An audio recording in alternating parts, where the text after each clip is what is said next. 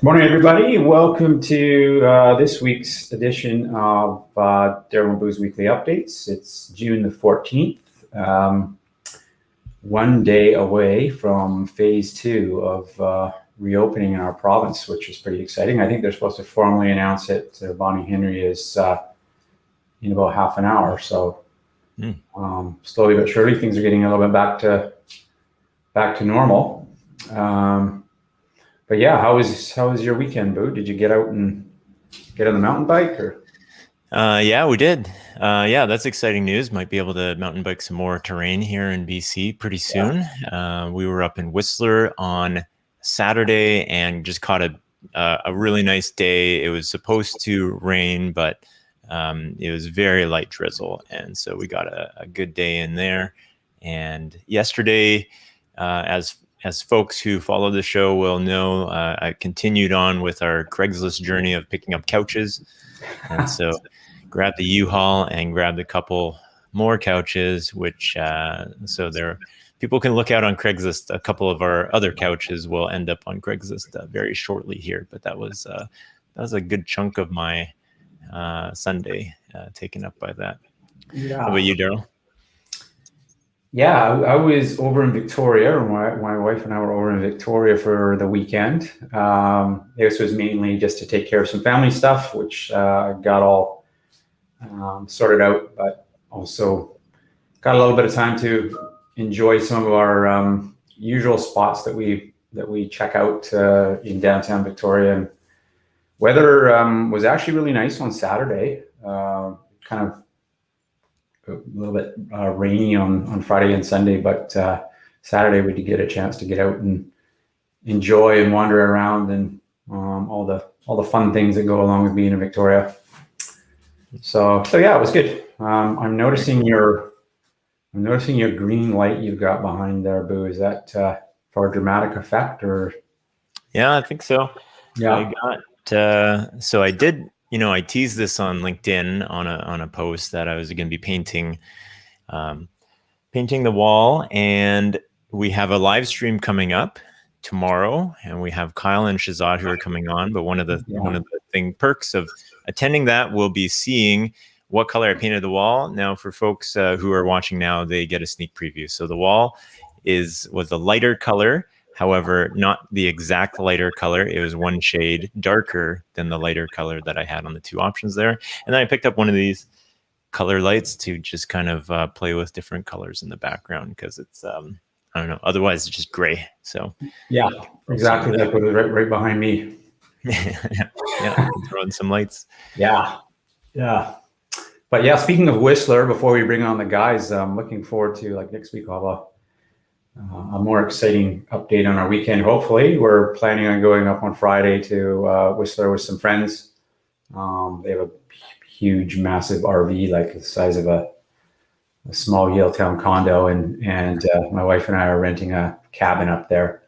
Nice, close to the RV park. So, anyways, yeah, just looking forward to that. We're gonna barbecue on Friday night when we get up there, and then Saturday we're going to rent some mountain bikes. Those guys are North Shore folks who mountain bike all the time, so we're going to grab some mountain bikes and get out in the trails, ride for most of the day on Saturday, and then get into the village on Saturday night. So yeah, excited about that. I haven't been up to Whistler in a long time. I know you've been up there quite a bit, but it's been ages for us through COVID. So excited about that. But anyways, without further ado, we've got 2 guests on this week, which is pretty awesome. The guys here. There they are.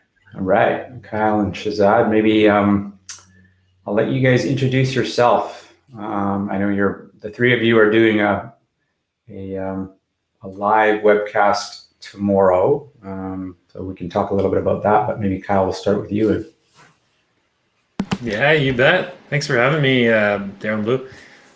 My name is Kyle McKay. I'm a solutions engineer here with F5, based out of Calgary, Alberta.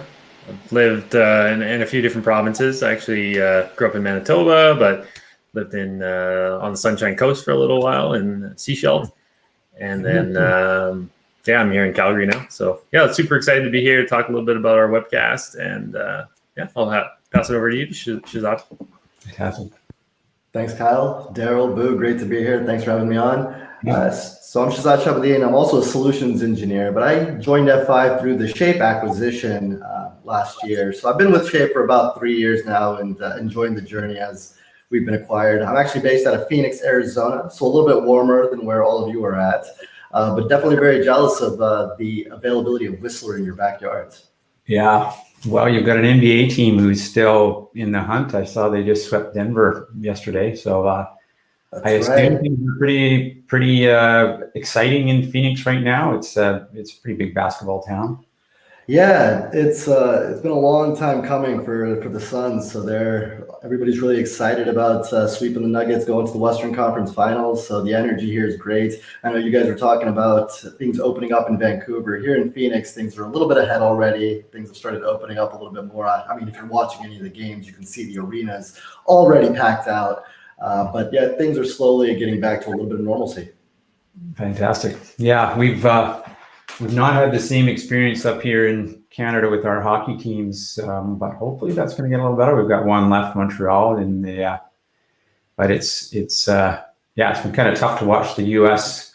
games where there's 20,000 plus people in there cheering and having a good time, and then you go back to Canada and it's empty stands. But nonetheless, exciting for Phoenix for sure. Yeah. Kyle, I didn't know you. That's a new fact for me. I didn't know you spent some time in Seychelles. Yeah, I lived there. I was in high school at the time.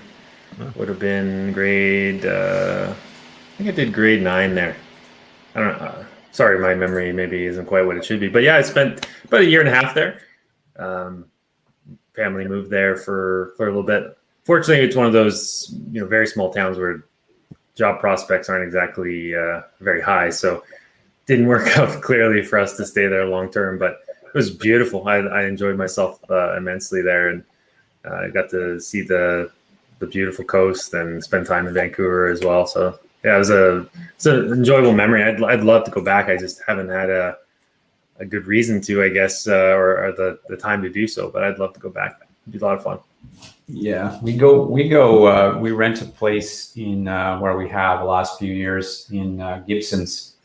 I'm just down the coast from Seychelles, but absolutely love it there. Love the town itself. Seychelles a little smaller than Gibsons, but that whole Sunshine Coast is just absolutely stunning. Really is. Check it out again. Really cool. So tomorrow we are doing a live webinar, or we're calling it a webinar. It's going to be a Q&A panel discussion. So myself, Shehzad, Kyle are going to be on that, talking about advanced web application firewall and Shape security stuff. I think it's going to be pretty cool. When marketing tapped us to do this, and I came up with the idea of not doing a formal webinar, or I don't know if it was an idea or dismissing the idea of doing a formal webinar and presentation, and they seem to go along with it. So we'll see how it goes. We could get burned. Everybody should attend this because it might be the last one that I'll ever be asked to do again. But we'll give it a shot. Should be fun. And what's the, I know, I think we talked about it a bit of a high level, but you guys are not planning on just coming and walking through some slides and just pitching some information. It's just going to be a little bit more of an informal chat amongst each other. And are you going to invite guests to kind of chime in with questions, or how's the format going to look? Yeah, it's open Q&A. And I think, what people, myself and Daryl, for everybody watching, we sent out a lot of emails around all the stuff that was happening with folks who were on Application Security Manager getting free upgrades into Advanced Web Application Firewall. And there was a number of questions about it. We tried to answer questions through documentation, having chat with folks, answering direct questions, but there's still a bunch of questions. And what I thought was neat out of, when we had the CVE stuff happening with F5, we had these open office hours where people can just come in, fire away questions. We've got experts there. Any question that you want, throw it at us, and we'll answer them to the best of our ability, follow up on anything we couldn't answer. And so this is kind of playing along those lines of, hey, there's questions that are out there that I'm sure people have. They might be searching on Google or Ask F5 knowledge base to figure out those answers.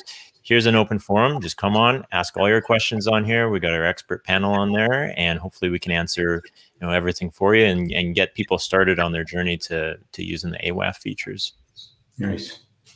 And Kyle, I know you're a bit of a subject matter expert on AWAF, and obviously more of an expert on the shape side of the house. So interesting. Yeah, we're seeing customers. I mean, there really is a place for both of those solutions in really every customer's environment. WAF has just become very much a staple, but it will only do so much from an application security perspective, and that's where kind of Shape jumps in, going to layer on top of that. So I'm guessing you guys are going to talk a little bit about that, where AWAF ends and where Shape starts and all that kind of thing. Yeah, exactly, Daryl. Really, the intention for tomorrow is, try to have a nice semi-informal conversation, try to answer the questions that keep coming up from customers, give a real nice overview of, how to take advantage of this really cool offer that F5 has put out, where we can actually get a free upgrade from ASM or BEST to Advanced WAF. So how to take advantage of that, what criteria you need to meet, who's eligible. We're going to cover all of that stuff. And then we're going to also talk about all the new features that were introduced in Advanced WAF, talk a little bit about the bot mitigation, and then Shehzad, as a subject matter expert on bot mitigation and fraud, he's going to talk a little bit about exactly as you said, right, where Shape picks up over and above Advanced WAF for those use cases. Right. Yeah. Not to steal your thunder, I know we're coming up on a fairly short deadline here at the end of the month for customers to take advantage of that. I know we actually have a couple of customers in process of doing so right now, just refreshing their existing F5 so they can take care of or take advantage of that offer. So more details to come tomorrow. Yep. Yeah. It's a good natural progression too for the Shape stuff. Shehzad, I'm sure you've seen customers kind of, see what their limit is as far as kind of WAF whack-a-mole with unwanted automated traffic, and then moving them into a Shape solution.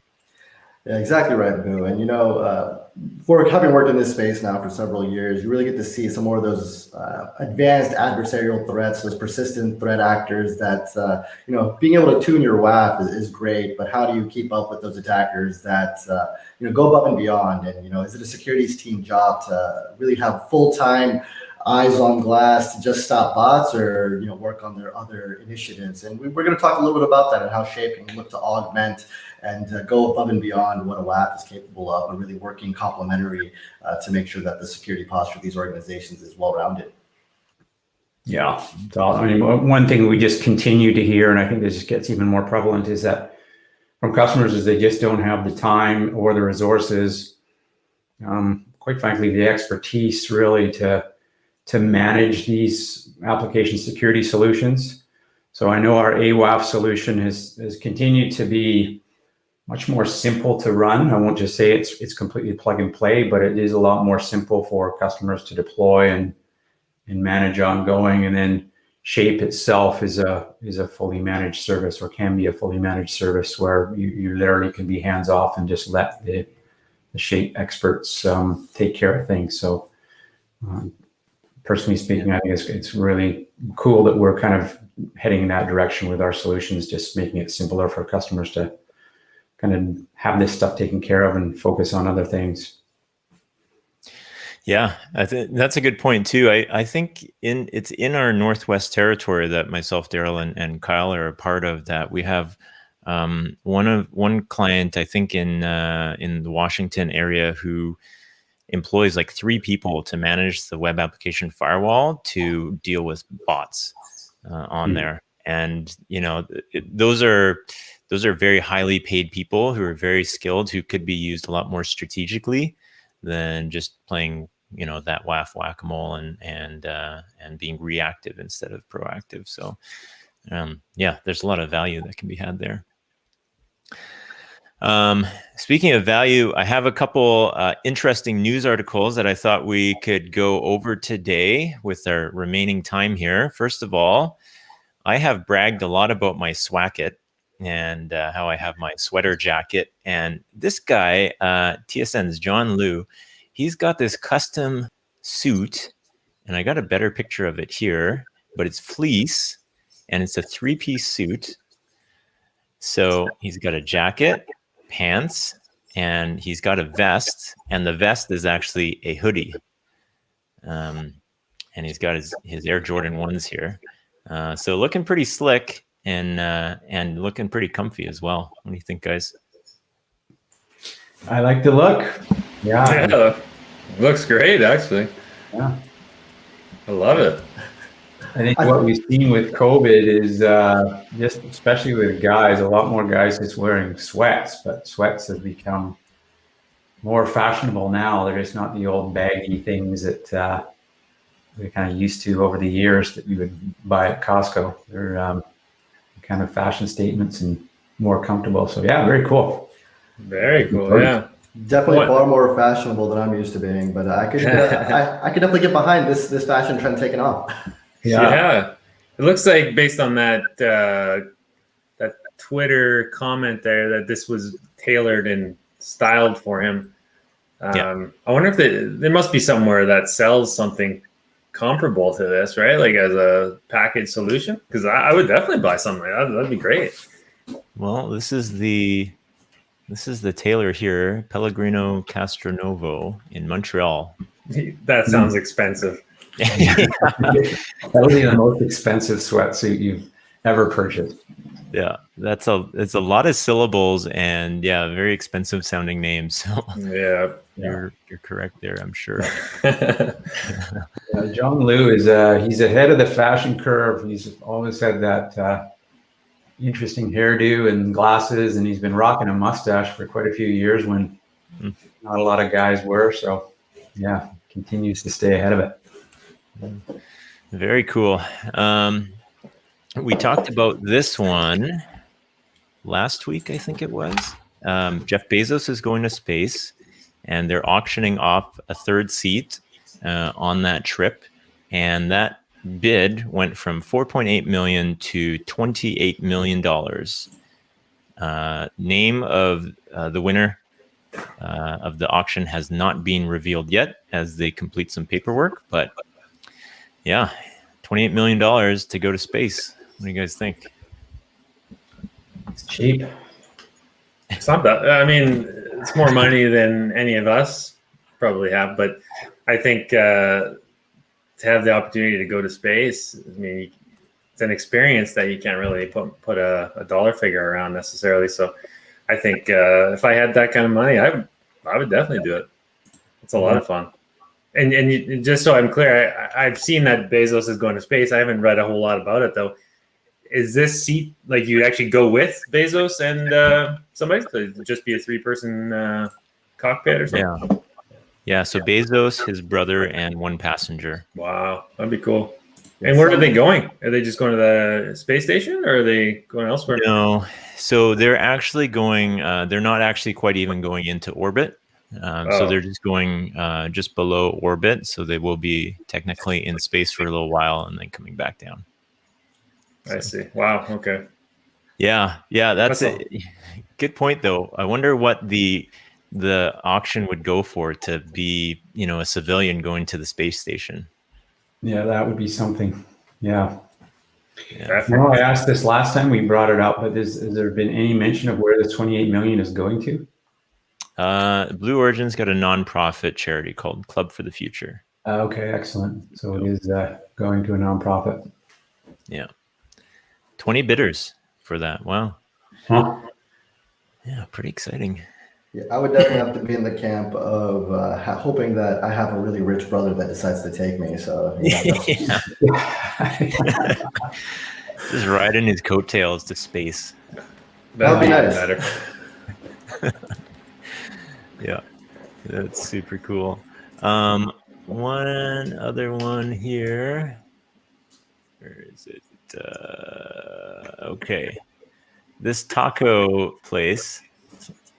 I like to talk about food once in a while on here. So we got a new taco place opening up in Vancouver, and this is a fusion between taco and sushi called Taco Nori, where the shells are deep fried seaweed and stuffed with your favorite sushi toppings. So this is opened up. So okay, concept began at Richmond Night Market, which I think is opening up this summer as well. And then it soft opened on Friday. Took a look at their website. Looks absolutely delicious. This is over in Mountain Pleasant. You have to check this out sometime. Very cool. Yeah, that sounds like an awesome idea. I will definitely be going there. Somewhere around Main Street, Boo, is it? I assume, or 6th Avenue. Okay. Here it is. Yeah, between Cambie and Main.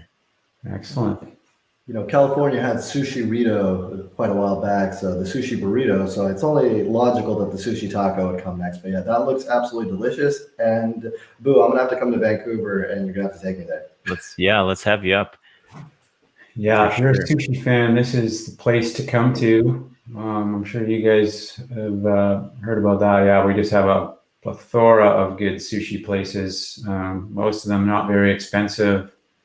You can just get amazing fresh sushi almost everywhere, just at a low price. But yeah, this is interesting because I'm a sushi fan, but I'm a huge taco fan also. So this is. Well, there you go. Yeah. This is also my two favorite things. I would love to try that as well. I'm a huge sushi guy, so that'd be amazing. Actually, for the first time, I saw to what you just mentioned, Shehzad. Maybe I'm just out of the loop, but the last week there's a food truck. It was called Bento Sushi. So it was, they were doing like sushi burritos and such, and I hadn't seen that before. I was tempted to give it a shot, but I ended up picking this Mumbai street food truck, which was unreal. It was phenomenal. So shout out if my friend at the Mumbai street food truck is listening. Your wings are amazing. Nice. Very, very likely might be watching this. Actually, I should mention 2 weeks ago I was not complaining, but I was very sad that we had lost one subscriber on our YouTube channel. We have gained that subscriber back. We're up to 349 subscribers. So thank you very much for putting your faith back in us. We will not let you down. Yeah. Touch and go there for a while. Yeah. How is the food truck scene in Calgary, Cal? Is it pretty boisterous? Lots of options? Yeah, it's not bad. I mean, I think probably similar to many areas, they're just kind of rotating around communities one day a week. So there's a big batch of food trucks that come in our area. My son he's currently 3, and he just loves vehicles, right? Like trucks, buses, cars, anything that flies or travels, he just can't get enough of. So food trucks, he just loves the idea, and he's so excited. So the food it happens to be great as well, but we mostly go for him just to get the excitement and let him just have fun. That's awesome. Yeah, very cool. The ice cream truck has started to circle our neighborhood in the last couple of weeks here. So And they take, you know what, last year, I don't think they did, but now they're starting to take card. And so it's a lot easier. Like before, you'd have to scramble around, look for change in the house to try to scrunch up $4 in order to go buy a popsicle. Now I can just walk out there and with my phone, and I can just tap with my phone. So yeah, that was always part of the experience. Is this like you hear it in the distance, and then you start the sprint around the house looking for change and chasing it down the street. A couple summers ago, it does come regularly around our neighborhood, and we do have quite a few kids, so it's always fun to watch them chase it down the street. We're on a big hill too, which makes it even more interesting. Yeah, nice. So I think we got time for one last thing here, and I'll bring up this one. Much Music is back. Wow. Now, Kyle, I don't know if you're too young for this, but back in the day, we had a channel called Much Music, and sometimes they'd have music, and sometimes it just wasn't music at all. And they started moving into TV shows and whatnot. But yeah. And for Shehzad's sake, this is the Canadian equivalent of MTV. Sorry. Yeah, I was going to ask. It sounds like it used to be music based, but now it's just whatever they want to put on. Yeah. No, I watched a lot of Much Music growing up as well, Boo. I didn't even know they went away though. Is the channel gone? Is that what you're saying?